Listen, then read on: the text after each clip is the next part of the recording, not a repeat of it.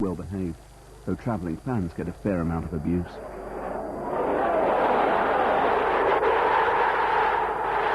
After Cardiff take the lead, much of the shouting is directed at the away supporters.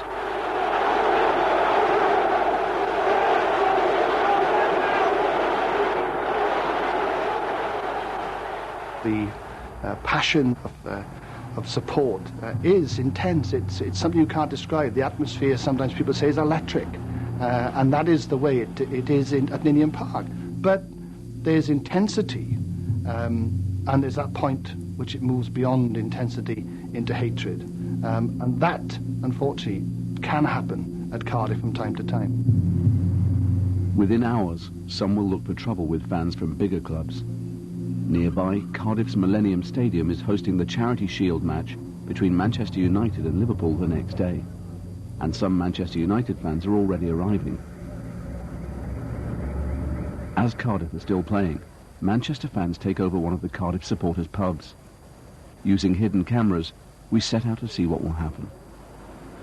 Which team are you supporting today? Cardiff. No, not Cardiff, mate. It's Man U. Is it Man U in there? Yeah. With Cardiff supporters excluded, United fans are jubilant.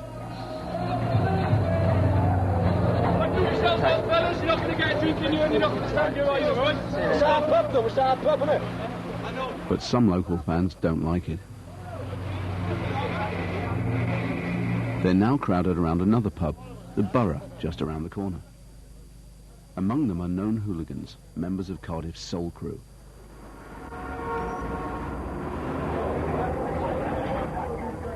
Suddenly, a mob of United fans leave, apparently trying to reach the Cardiff fans.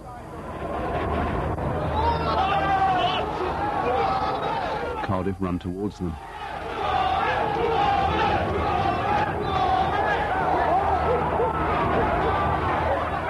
Police attempt to keep them apart by pinning back the United fans.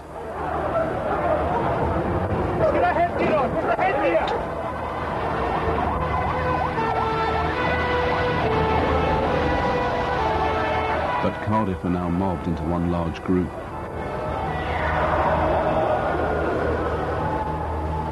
There's nothing like that indescribable buzz when it's something, it's just about to go off. Unless you've been there and involved in it, it's very difficult to explain and to understand it. It's very difficult to replace.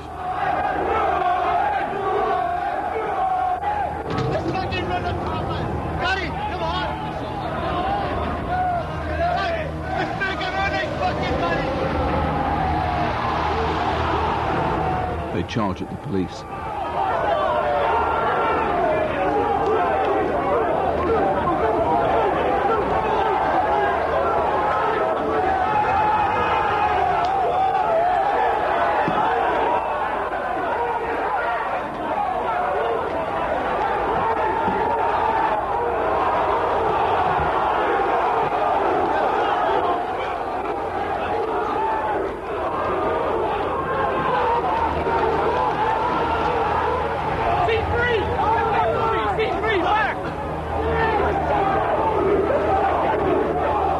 They're chanting Soul Crew, now believed to be one of the biggest hooligan groups in the country.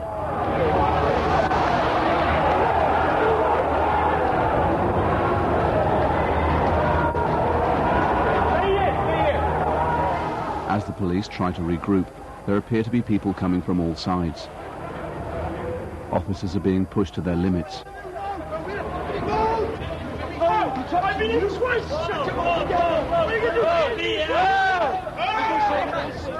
Some Cardiff fans are on the hunt for anyone from across the border. I can smell fucking English. Smell it? It's the smell of fucking English. Others have confronted the United fans who are being escorted away by police. We had it with 20 on this now, we run them back in the escort like they were shit. 20 of them come out, give it a fucking stood there like we went over to them, bang bang, they were gone. Run back into the escort like funny as fuck.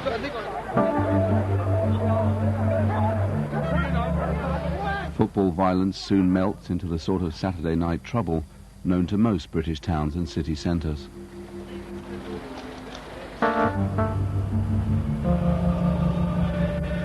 By now, the Cardiff fans have returned to their pub, the Borough. Another match day is over.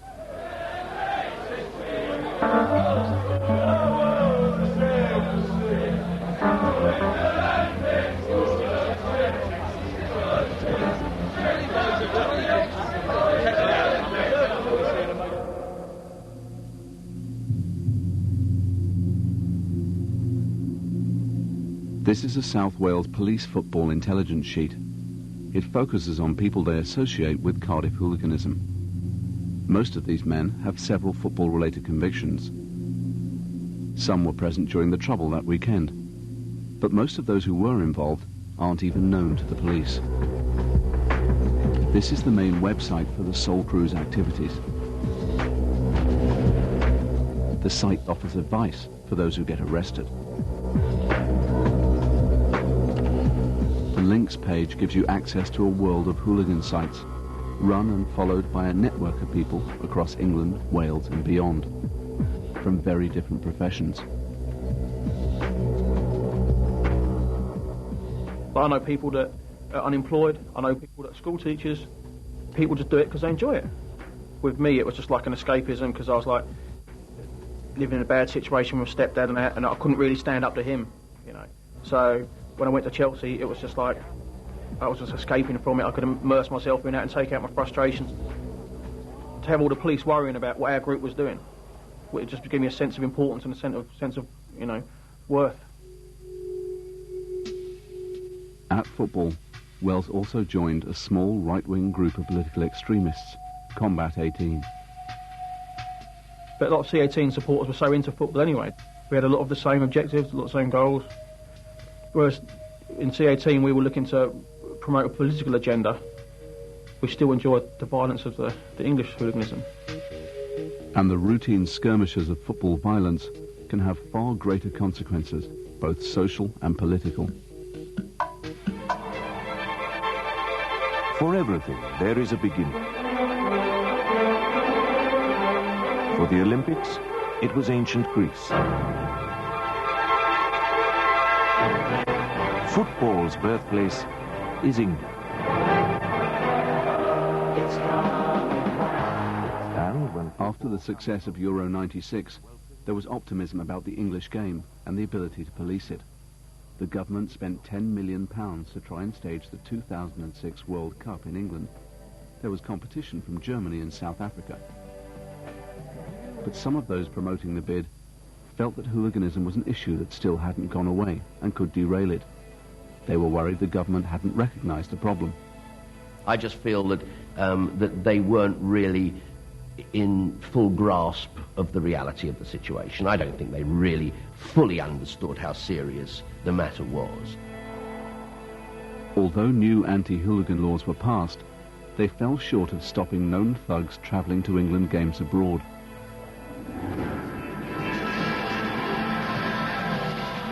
As the bidding process for the World Cup neared its end, the Euro 2000 tournament began in Belgium and Holland.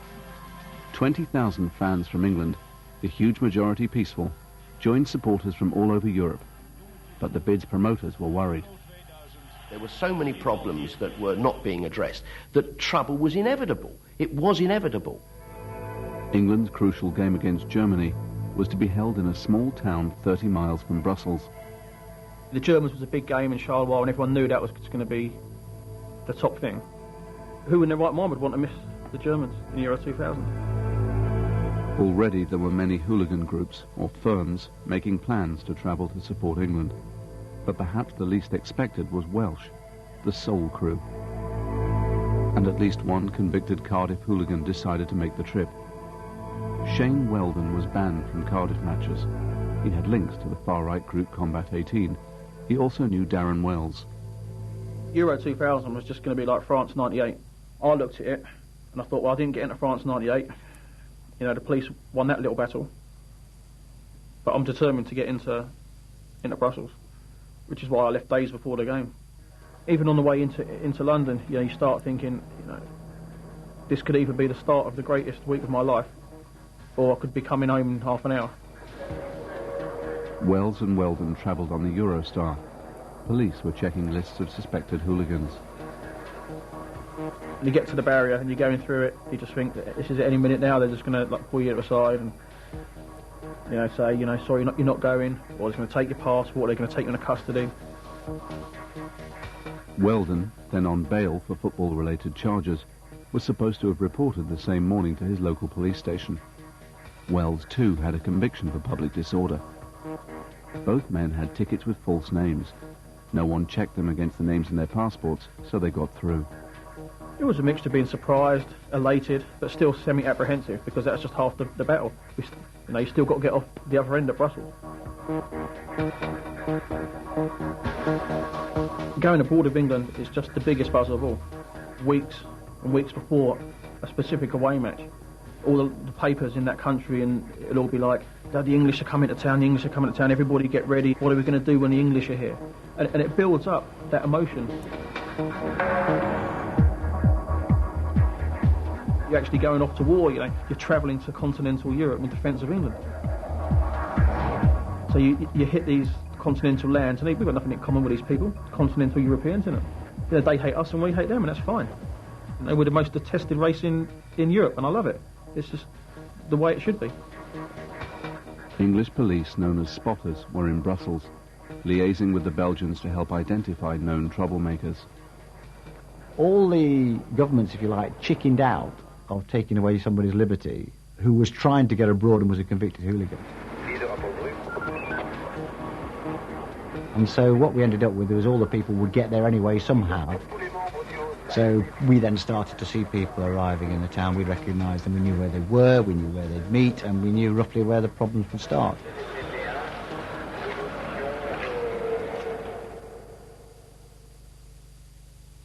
I got messages from people that were already in Brussels prior to me, saying that they would be meeting at O'Reilly's.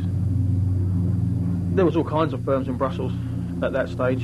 Teams like Huddersfield, Wolves, Burnley, Oldham. You meet in the middle of the city, putting on the biggest show that you can. The other English fans will come in and join you, and all the locals can see that you're there, and they can try and be as obnoxious as possible, as early as possible.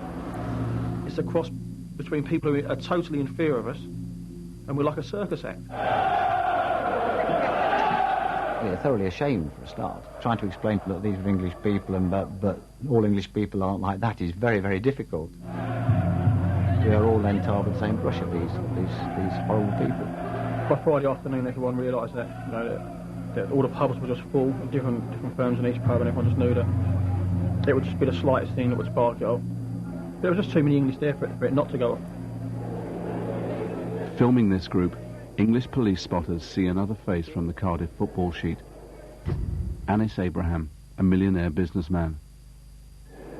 Wearing a black shirt, he's talking to a group from Blackburn. There's an argument. Abraham gets pushed back. He lashes out. The spotters talk about arresting him. Single 100 grams should be named. The rest of the one you can arrest? The one in black. It's the first fight of the day. Abraham is defiant. He was involved in the centre of the activity. He was well known to us, but he came from nowhere, in that we were watching the other leaders in that group from other clubs, and he sort of came in on it, and that was the meeting over there where he first was seen to be involved. The fighting spreads. Plainclothes Belgian police move in. But I was drinking on the other side of the town centre. We got phone calls saying it was all getting lively at O'Reilly's, and we weren't anticipating that to happen until midnight. But we decided we'd head down that way. A short walk from the main square, many known hooligans were gathering. Some were from Cardiff, but among them, Martin Fielding, a far-right activist from Oldham. With the Cardiff group, Anis Abraham, and surprisingly, Di Thomas. Surprising because he was a professional footballer with Cardiff City.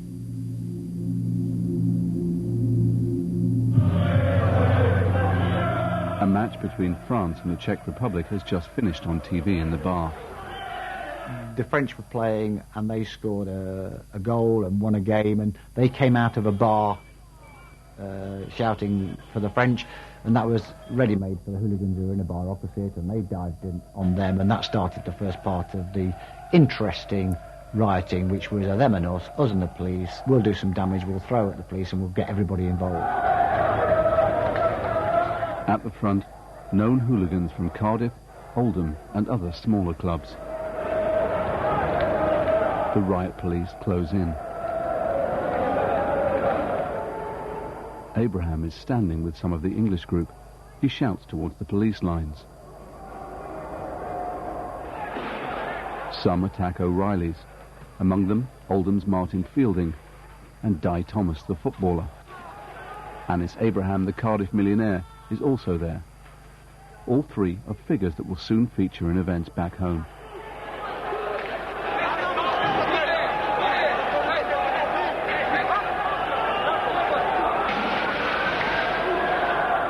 The rest of the mob then rampage for several hours.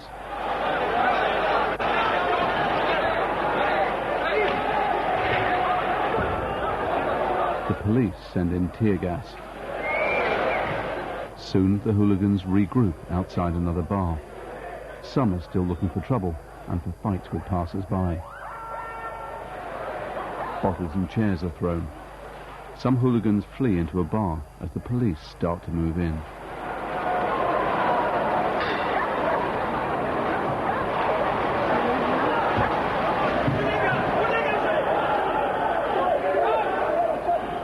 They just flooded that particular back street that we were in.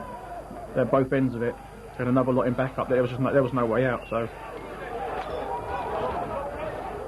it's just futile to do anything. Then you've got to accept that's the end of your tournament. The next thing to Belgian police came through about 3 or 4 people, and then my legs just went up, my head went down, and the next thing everyone else was just told to sit down, and they were whacking people.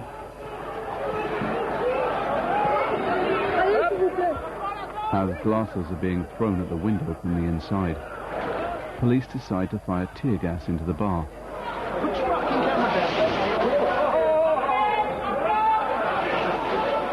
The England fans inside spill out. Police accept that many apparently innocent supporters may be arrested. But there were many faces who had been involved in the trouble earlier.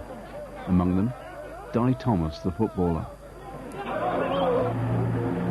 The police started bringing trucks up, ferrying us back to it was like an army barracks or something like that, police barracks. And they was getting us out 1 or 2 at a time and setting us up against this wall with a water cannon. So we're in a big line now, about 150, 200 of us.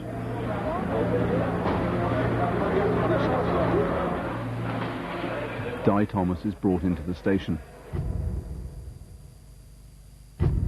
but gives a false name. Also arrested Martin Fielding from Oldham.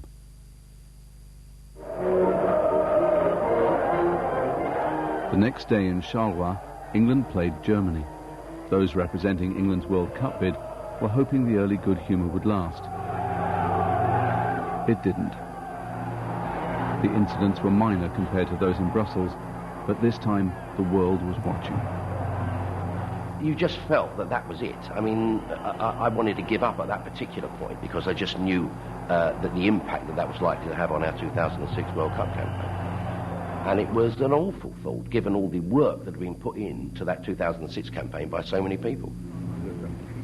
Tony Blair heard the news at a European summit. What we've got to do is to obviously look at and see what it is that we can do for the future to make sure that this can't be repeated. But it is important to emphasise that the vast majority of these people, as far as we're aware, weren't on any intelligence record before. You could walk down that group and you could go Middlesbrough, Tottenham, Leeds, Oldham, Shrewsbury, Newcastle. You could go down the line and you could pick out the groups of people who are known troublemakers. And are you going to apologise to the Belgian Prime Minister? I certainly deeply regret the behaviour of a small group of people who aren't really football fans at all. They're hooligans who disgrace and shame this country. The only thing that gets you through when you're in jail is the thought of Tony Blair having to stand up in Parliament and apologise to another country because of what I've done. I just think it's fantastic. The more damaging our actions, the better it is. Hundreds were soon deported, though only one person has ever been prosecuted for the Belgium riots. 4 weeks later, at the headquarters of World Football in Switzerland, the England bid team went to hear the result. The government had passed new laws removing hooligans' passports, but by then, it was too late. And the winner is Deutschland.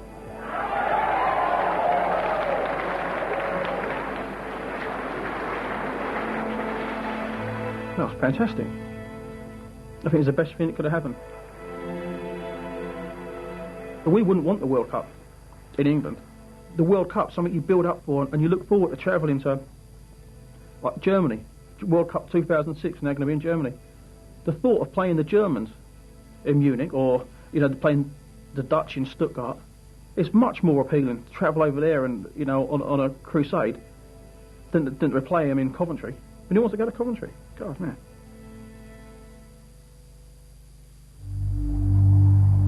Back home, most of those involved in the trouble melted away. But Cardiff City couldn't ignore what had happened. Just on the corner there. Pull away, Di. Pull away, Di. Finish Its it. striker, a former Wales under-21, Di Thomas, had been recognised in Brussels. He was under pressure to explain his involvement. He denied any part in the events. His spokesman even said he was nowhere near them. It was only when footage from Belgium was later released, showing Thomas being disorderly and ripping up fencing, that Cardiff City fined him £3,000 and suspended him. He never played for the club again.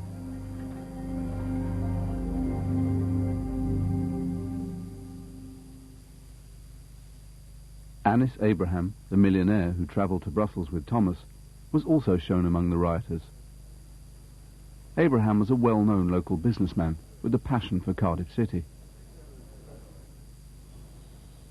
He and his family's businesses were worth millions, and he had a comfortable lifestyle to show for it.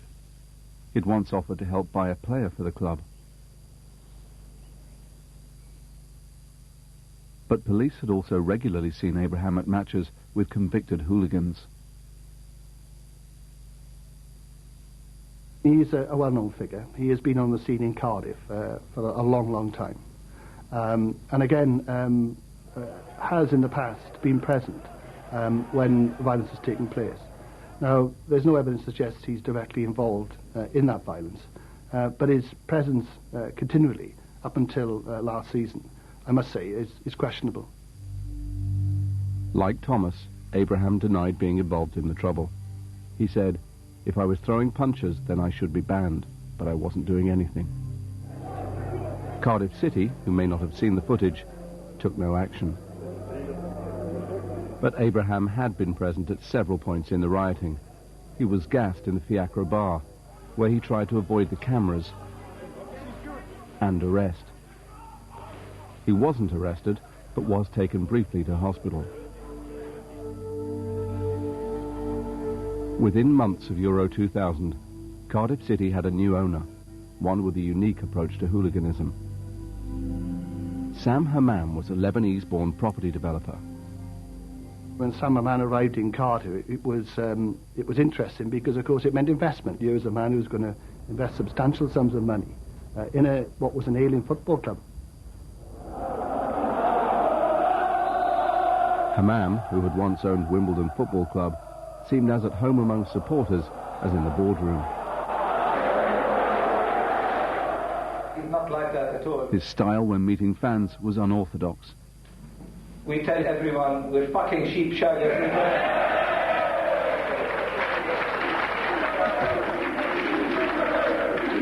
Sheep shaggers, sheep yeah. Hey, you fucking bastards, you want to keep spending my money until I'm fucked. Hammam started to befriend other prominent supporters. At a fans meeting attended by at least one banned hooligan, Hammam is seen here with Anis Abraham. They're discussing going on to a local nightclub. See you later. See you later, lads. We saw the pictures from Brussels, and we saw Anis's involvement in what was happening there. And it was a concern of ours that the owner, a very prominent owner of a football club, so should be seen to be so closely associated with someone who has, if not directly, indirectly, connections with those responsible for football violence. Sam Hammam soon travelled across South Wales, meeting fans who were directly involved in violence. He said this was part of a new approach, to try to rid the club of hooliganism by reaching out to the perpetrators. He said of hooligans, "You have to get into somebody's mind. A lot of those people have reasons why they behave the way they do." He's spoken of taming hooligans with love and hugs. "Bring me the biggest nutter," he said, "and I will change him." And he didn't just talk. He gave some jobs. Sam Hammam's new head of personal security was a convicted football hooligan. We can't name him for legal reasons. But Hammam's policy of trying to reform hooligans raised serious concerns. He believes in rehabilitation. I'm not against that. I think that's got its proper place. But to bring people who are clearly been involved, directly and indirectly, in football hooliganism into the heart of a football club is really, in my view, almost endorsing their behaviour. And the club had an odd response to police requests for help. Stoke City's ground, the Britannia Stadium. A month before Euro 2000, Cardiff fans rioted in some of the worst football disorder in years. Now under Sam Hammam, Cardiff City refused police requests to publish sheets of suspects in their matchday programmes. Meetings are arranged that were either delayed or postponed. There seemed to be a reluctance on the part of the club to step into the spotlight and condemn what had happened at Stoke. In fact, at one stage it was suggested by the club that much of the trouble was actually caused by the police themselves in overzealous policing. But the club was prepared to help others.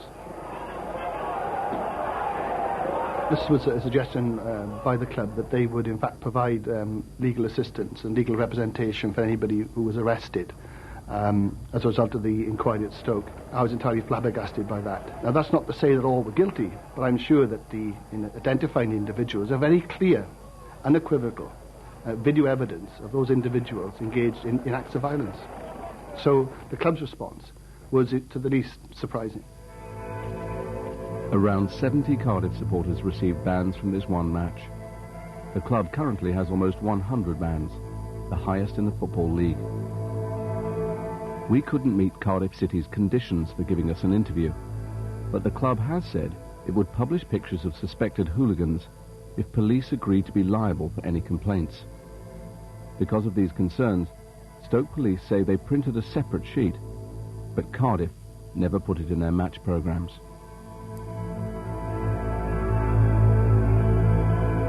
By the end of last season, Hammam had brought Abraham and another face known to the police into the heart of the club, John Simmons. Simmons has previous convictions, though not football related. This is police footage of him goading rival supporters. Having just won promotion to Division 2, Simmons and Abraham took part in a special coach trip to see a match against Mansfield Town. Hammam posed on board with the Soul Crew. The pictures were posted on a Soul Crew website under the heading Sam and the Boys, with all faces except Hammam's hidden. The coaches stopped off at this hotel near Mansfield. Inside, Hammam posed again with the group. The reception was reported as another attempt by Hammam to improve hooligan behaviour. He said he was proud to travel with the Soul Crew. I don't think we should court these people in providing them with coaches to travel away to games, to provide them with entertainment, to provide them with alcohol, for example. I think that's going too far, and again, is open to much misinterpretation, not just by us in terms of policing and the other authorities, but by the other supporters themselves. I know that many of the supporters in Cardiff are very unhappy in what Sam Hammam did there. And Hammam's attempts to reform hooligans with champagne had mixed results. Among those present, Di Thomas, the ex-footballer, John Simmons' son Lee, and others who have all since been convicted.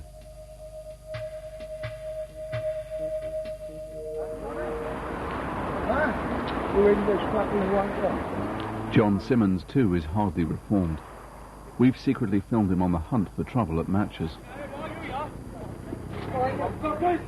Here he's at Wrexham, part of a group pushed back by police dogs as it tries to reach the Wrexham fans.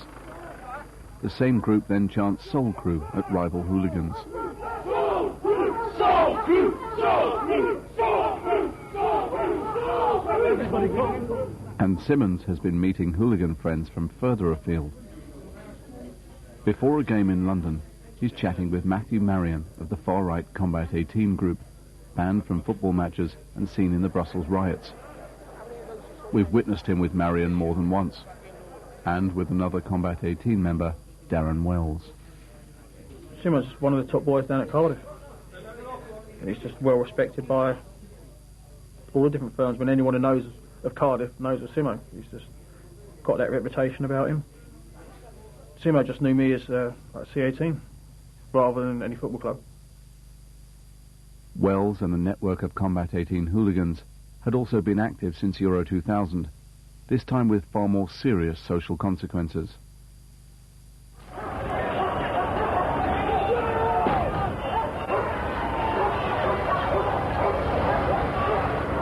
These were the worst race riots in Britain for nearly 20 years and shocked the nation. But there was another story behind the racial unrest, the seeds of which were exploited by hooligans in the weeks before.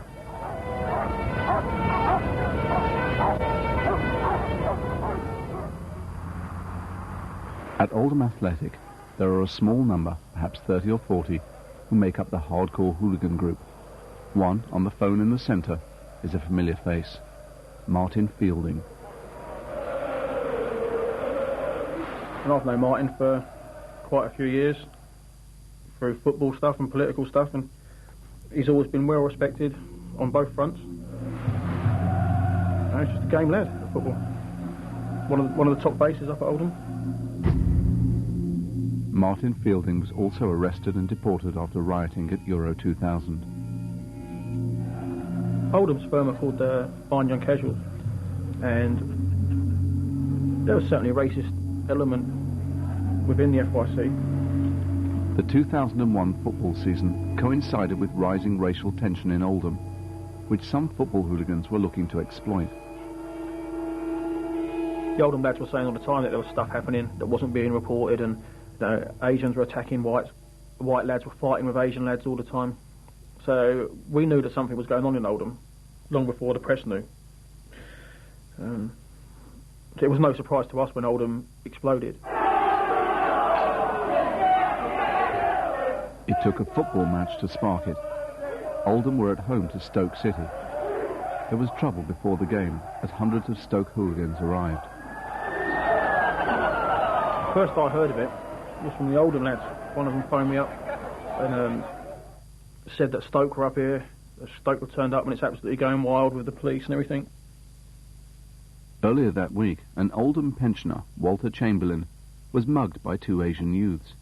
Although his family denied it was a race attack, it got national coverage, fueling unproven allegations of no-go areas for whites. Fuck you, motherfucker! The Stoke hooligans came to confront the Asians.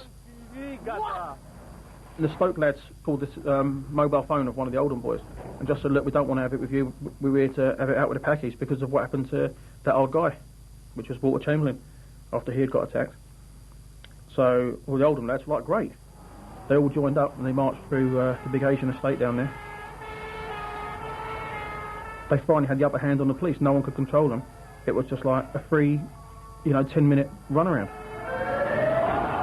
As the police tried to regain control, leading members of the Oldham hooligan firm, the FYC, like this man on the left, Kevin Goff, were arrested.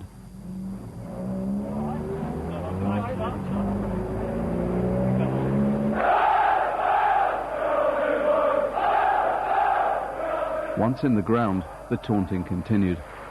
Though there was hardly an Asian face, some Stoke and Oldham supporters chanted racist abuse.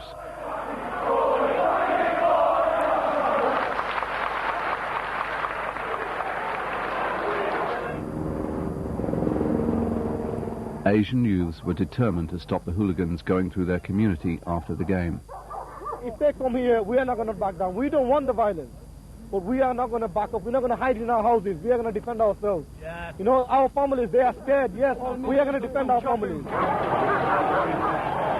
At the end of the match, some of the hooligans attempted to rush towards the Asians. A Molotov cocktail was thrown, apparently by Asian youths.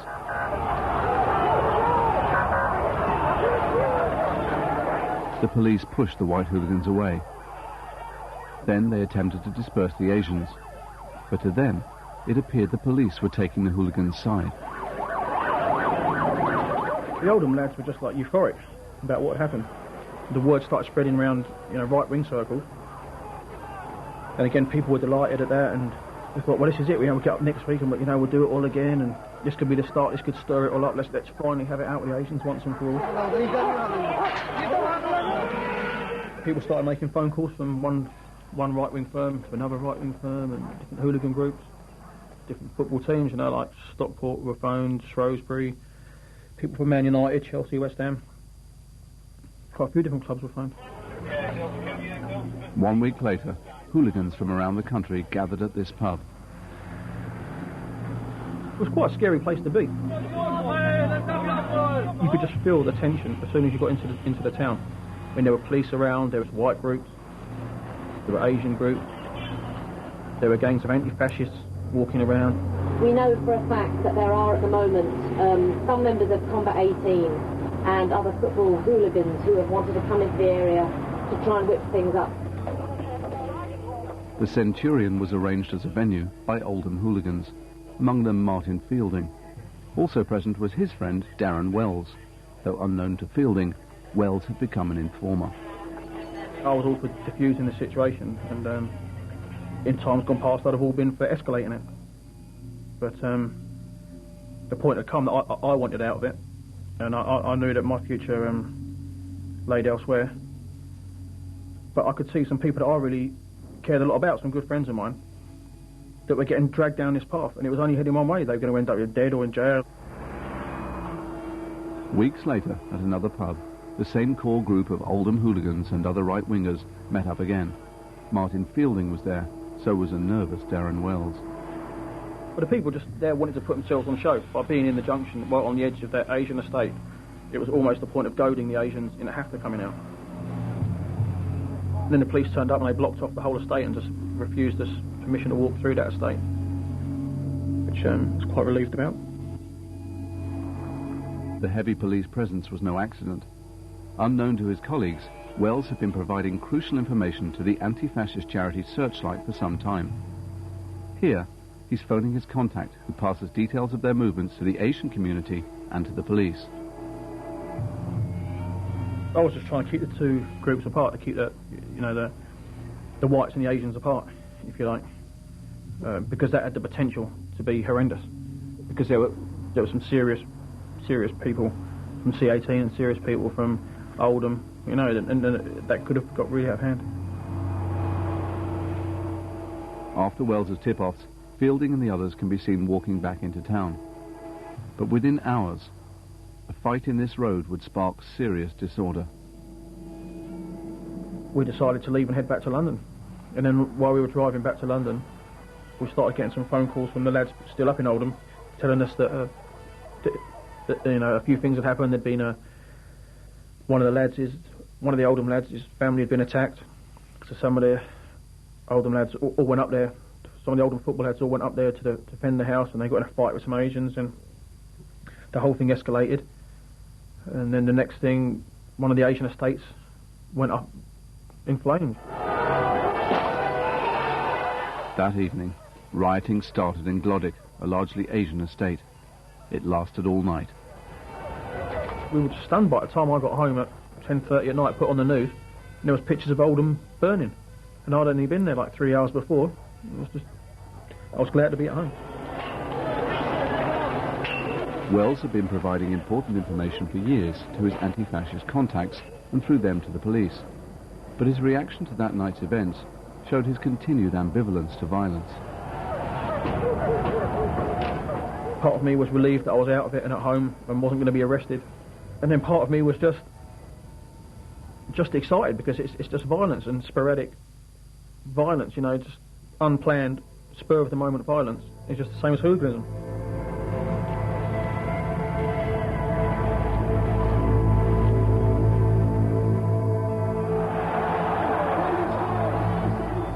To many hooligans, whether in Brussels, Oldham or elsewhere, the lure of violence once experienced is intense.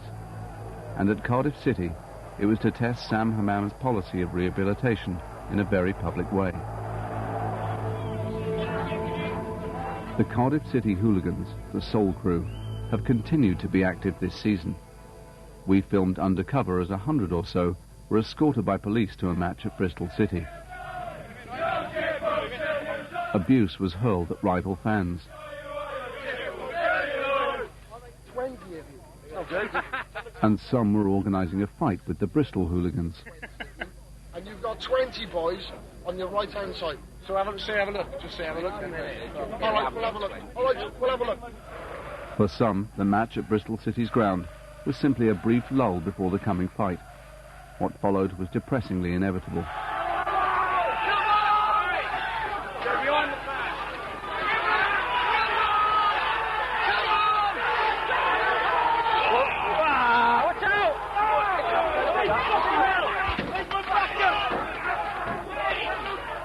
Watching nearby was one of Hammam's associates, Anis Abraham, the millionaire seen throwing a punch in Brussels. His colleague had just been in the fray.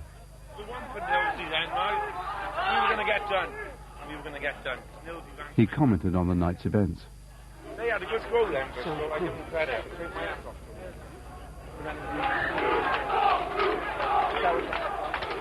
off. You're creating an atmosphere where serious problems can develop. And it's no accident that since Euro 2000, some of the most serious incidents on the mainland of Britain have been with Cardiff City Football Club, and that the largest number of hooligans that can be turned out probably sometimes is Cardiff City Football Club.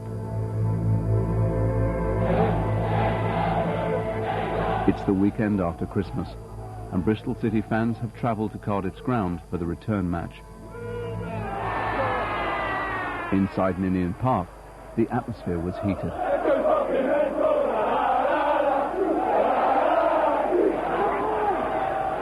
Cardiff fans threw coins and bottles filled with urine. Missiles were thrown back. There were missiles being thrown throughout the game, and I'm not naive enough to know that we weren't dispatching some ourselves or throwing back what came.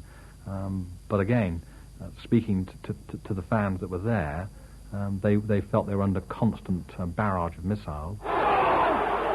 Cardiff went 3-1 down. Oh, you're joking. And the atmosphere became more vicious.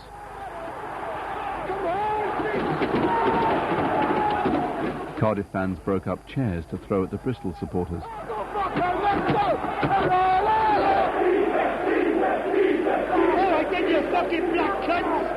Then hurled racist abuse. Yeah, you motherfucker. But the Cardiff City stewards ignored both criminal offences.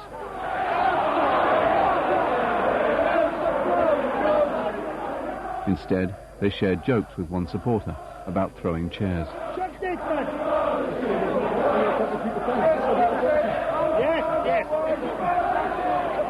At the end of the match, Cardiff hooligans invited their Bristol counterparts to fight outside.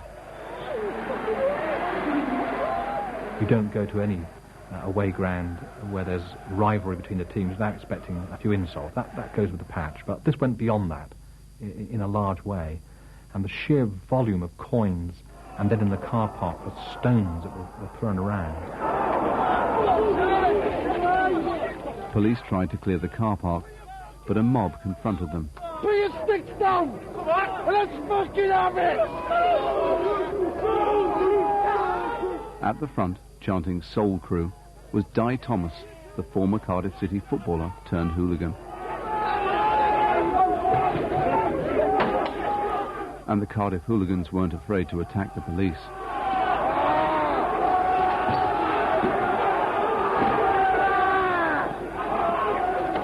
A vicious battle followed. A club photographer was knocked unconscious. Some fans tried to help him. He's not fucking old Bill, you twat! His camera back! Fighting spilled into the streets. Bottles and bricks were hurled. Around 100 cars were damaged. But apart from our own, there were no TV cameras, so the events were never reported. Just a week later, the national press did descend on Ninian Park to see Leeds United, then top of the Premier League, play Cardiff in the FA Cup. Hammam seemed delighted the match was being played at Cardiff's ground, comparing its atmosphere to others notorious for violence. It's better for us to play them at Ninian because the intimidatory factor will be so big. It's a huge, huge advantage. I mean, any team that come here will tell you what the atmosphere is like. It's a bit like the old den at Millwall, except 10 times more. If that's what he said, that's just totally irresponsible. Somebody like that, after making those comments, and after seeing what's happened, shouldn't be allowed to work in football. If there is any justice in the world, then he's just totally undermined all the hard work, difficult work done by all the good football clubs, and there are plenty of those, and encouraged a lot of the worst part of football to think, hey, we're all right now, we're being supported. On match day, many Leeds fans had little idea what awaited them. As soon as we got in there, I could hear screaming, shouting. It was just a complete atmosphere of tension, that's why I'd put it. It was just horrible. Before kick-off, Hammam went to the visiting supporters' end with his bodyguard, the convicted hooligan. He raised a placard saying, "Welcome Leeds." Coins were thrown back. Some Cardiff fans hurled abuse. The Cardiff fans were extremely close to us as well. I thought, oh, I don't like this. This is a bit scary. And also, within minutes, there was things being thrown. We had coins coming over and bottles and all sorts of things. I just couldn't believe it. I thought, oh, they're going to stop that in a minute. They're going to go in and they're going to stop it. But they didn't. There was bottles coming over, screwed up tin cans like this, so they were very sharp. They were being thrown. I got hit at least 5 times by coins. After an early Leeds goal, Cardiff equalised. Leeds fans were pelted with bottles and coins, as was the referee. The match was briefly stopped. One man came over to us with a little boy. He said, "I'm being hit from that side." I said, "Well, don't stand next to me because I've been hit at least 5 times. And he said, "Well, what am I going to do?" This little boy was really crying. He was upset. He was terrified. And into this maelstrom, Hammam stepped forward again, walking past the Leeds fans with his bodyguard. Again he was pelted. With minutes to go,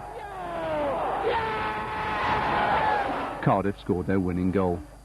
An incredible act of giant killing. Some Leeds hooligans attempted to break out of the ground to confront Cardiff supporters.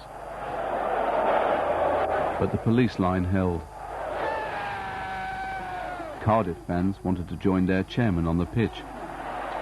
When the final whistle went, we could see all the Cardiff fans just jumping over the fences, jumping over the barriers, and then finally they opened the gates and just let them out. Many went straight for the Leeds end.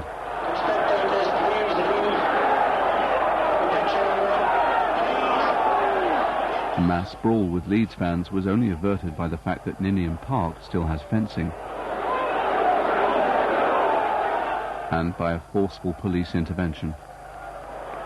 It was terrifying, absolutely terrifying. All sorts of kids crying, screaming. It was just terrifying. As missiles flew between both sides, outside some children could be seen leaving in tears. The Leeds fans were furious. You done fuck all about it. Sorry, look. So would I, look. So would I. I've got my son as well. Right, you sort your fucking lot out. And once again, the tension threatened to spill into more violence. Others had more serious injuries. Eh? She was just going to get on the bus. That was the first bus. A brick come and smashed her on there. What happened to Leeds will be kicked out of the league. But you're a joke. If this is Cardiff, if this is hospitality, shove it up your arse. One radio reporter tried to interview Sam Hammam. I wanted to know what he thought of the scenes on the final whistle, and it became pretty clear at the start of that interview that he didn't wish to condemn that behaviour. I challenged him on this and continued to challenge him throughout the course of the interview. When Sam Hammam closed the interview after I'd interrupted him for the final time, he took my tape recorder, gave it to one of his security officials, who then ushered me down the tunnel. When I got to the entrance to reception, I was grabbed by my coat and flung quite forcefully out of the gates of Ninian Park. 5 days after the match, and still stung by the mass media outcry, Hammam called a meeting of the club's core supporters. In the audience, Anis Abraham the millionaire and John Simmons.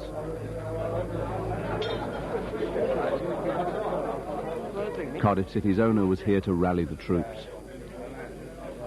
All this media campaign, this violence and evil and lying, I mean, they're really trying to come after the club and after me. Has this been good for the club? It has been great.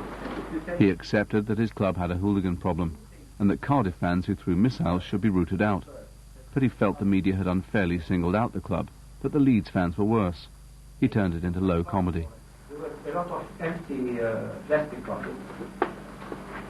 One threw a cigarette lighter, and one threw his fucking shoes.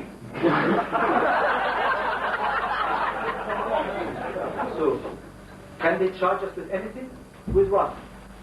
And if they say there was violence and I incited violence, I'm asking you, what fucking violence? Who hit who after the game? Who fought who? There was no violence. I didn't incite anything. These people will come, they are waiting for us. Now, we have been set up. Then he referred to John Simmons, known as Simo. We should be whiter than white. Just as an example. Simo, where are you, Simo? He's going to join the carol. He's going to start singing Christmas carols. Don't sing anyway.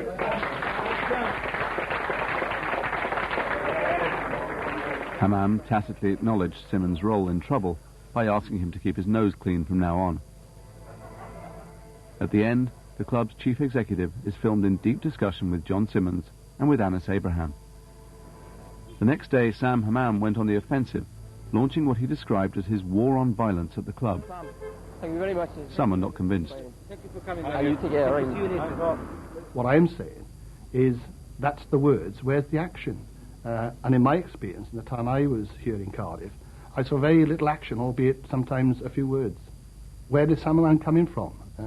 What is his view? I mean, why is he so closely involved with these groups?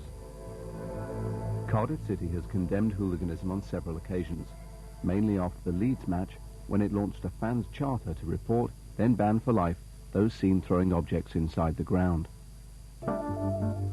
But this spring, at the official Cardiff Club shop, you can buy a copy of a new book. It's a historical celebration of the Cardiff hooligans, the Soul Crew. Have you got a copy of the Soul Crew book? No. At first it's hard to get, but the book is available from the manager. How much is it? So what are you selling behind the counter though? Can't sell them really. What's that? Well, because of the shit that's in there, basically. It's not, you know, it's a good read, so I've had a read of it, and there's nothing heavy, but it's just the club don't want to be seen to be selling that type of thing because it glorifies the violence and all the rest. But the club are okay to sell it though? Yeah. Oh yeah, of course, yeah, it's, you know, perfectly legit. The book that Cardiff City are selling is written by a Soul Crew hooligan, Tony Rivers, who we've seen active this season. Give it a fucking scud there, like we went all through them, bang bang, they were gone. Run back into the air score, like, funny as fuck. Far from being whiter than white, John Simmons is still trying to confront other supporters. We've filmed him with other Cardiff hooligans, looking for Chesterfield fans at an away fixture in March. Yeah. Yeah, come on, let's get back up here. I'm telling you, that's their pub up there, that's the pub. There were clashes before and after the game.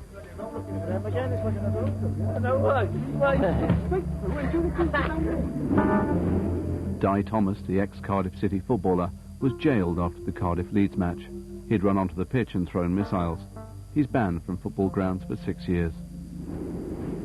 And Darren Wells, once of Combat 18, is now abroad, hiding from his former friends.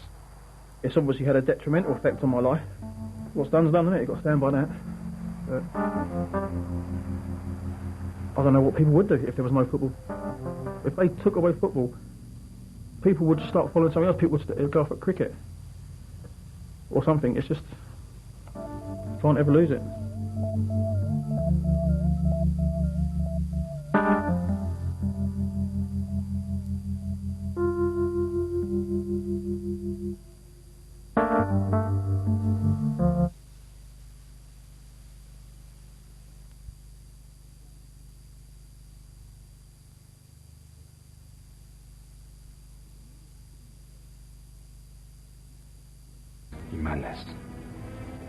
Marco, no es momento para eso.